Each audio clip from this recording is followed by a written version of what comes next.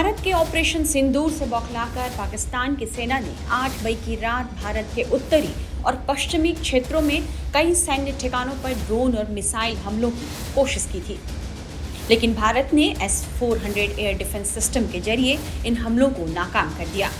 Operation सिंदूर से बौखलाए पाकिस्तान की कायराना हरकतों को लेकर विदेश मंत्रालय ने शुक्रवार को एक बार फिर प्रेस कॉन्फ्रेंस की।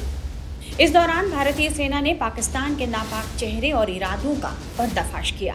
विदेश सचिव विक्रम मिस्री के साथ कर्नल सोफिया कुरैशी और विंग कमांडर व्योमिका सिंह एक बार फिर मीडिया के सामने आए। 8 से 9 मई की रात को पाकिस्तान ने क्या क्या किया, इस हमले की पूरी जानकारी दी। इस दौरान सबसे बड़ा खुलासा यह हुआ कि पाकिस्तान ने अंतर्राष्ट्रीय सीमा और नियंत्रण रेखा पर लेह से लेकर सरक्रिक तक करीब 36 जगहों पर 300 से 400 ड्रोन से घुसपैठ की कोशिश की। ये सभी ड्रोन तुर्की के थे। कर्नल सोफिया ने कहा कि पाक ने 36 जगहों पर ड्रोन इस्तेमाल किया और पाक ने तुर्की ड्रोन का इस्तेमाल किया। पाक का उद्देश्य खुफिया जानकारी इकट्ठा करना था। 8 से 9 मई 2025 की मध्य रात्रि को पाकिस्तानी सेना ने सैन्य बुनियादी ढांचे को निशाना बनाने के इरादे से पूरी पश्चिमी सेना पर भारतीय वायु क्षेत्र का कई बार उल्लंघन किया। यही नहीं, बल्कि पाकिस्तानी सेना ने नियंत्रण रेखा पर भारी कैलिबर वाले हथियारों से गोलीबारी भी की। अंतर्राष्ट्रीय सीमा और नियंत्रण रेखा पर लेह से लेकर सरक्रीक तक 36 स्थानों पर 300 से 400 लगभग ड्रोनों का इस्तेमाल घुसपैठ का प्रयास करने के लिए किया गया।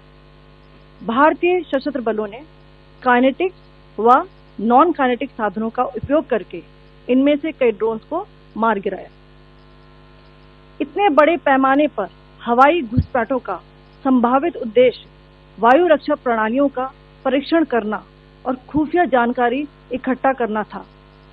ड्रोन के मलबे की फोरेंसिक जांच की जा रही है। प्रारंभिक रिपोर्ट्स से पता चलता है कि वे तुर्की के असीस गार्ड सोंगर ड्रोन्स हैं।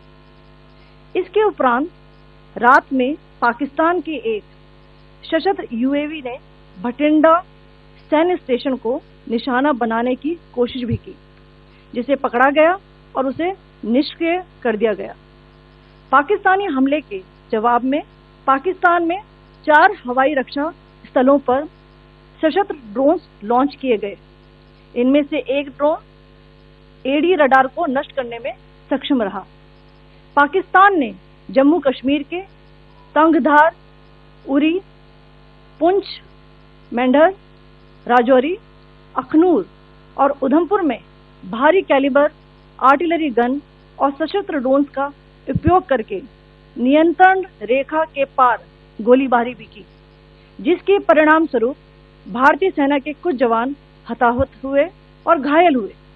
भारतीय जवाबी कार्रवाई में पाकिस्तानी सेना को भी बड़ा नुकसान पहुंचाया गया। कर्नल सोफिया ने यह भी कहा कि पाकिस्तान गैर जिम्मेदाराना व्यवहार कर रहा है। पाकिस्तान ने अपना हवाई क्षेत्र बंद नहीं किया, बल्कि उसे एक ढाल की तरह इस्तेमाल किया, जबकि उसे पता था कि भारत भी अब प्रतिक्रिया दे सकता है।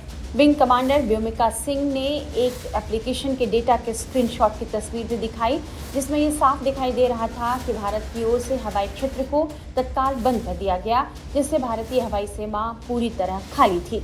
व्योमिका सिंह ने कहा कि कराची से लाहौर के बीच पाकिस्तानी हवाई क्षेत्र में नागरिक विमान उड़ रहे थे जब पाकिस्तान ने भारत पर हमला किया। The screenshot we just showed and we shall share with you.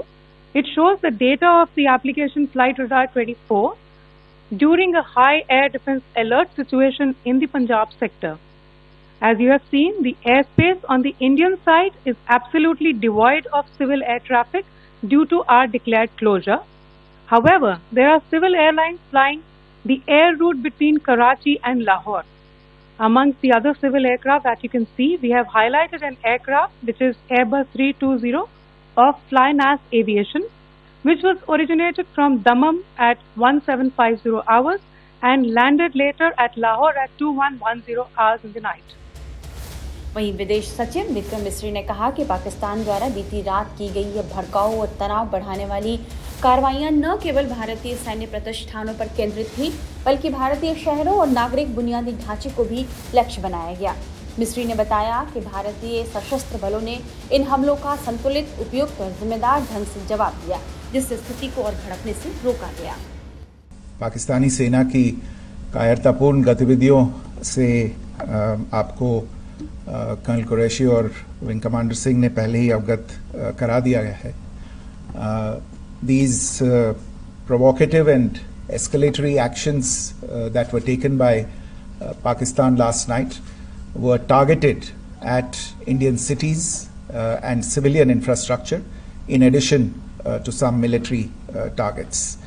The Indian Armed Forces responded proportionately, adequately and responsibly. ये जो हमले हुए कल रात को भारतीय सैन्य इकाइयों ने पर्याप्त रूप से और एक जिम्मेदाराना रुख अपनाते हुए इन हरकतों का उत्तर दिया।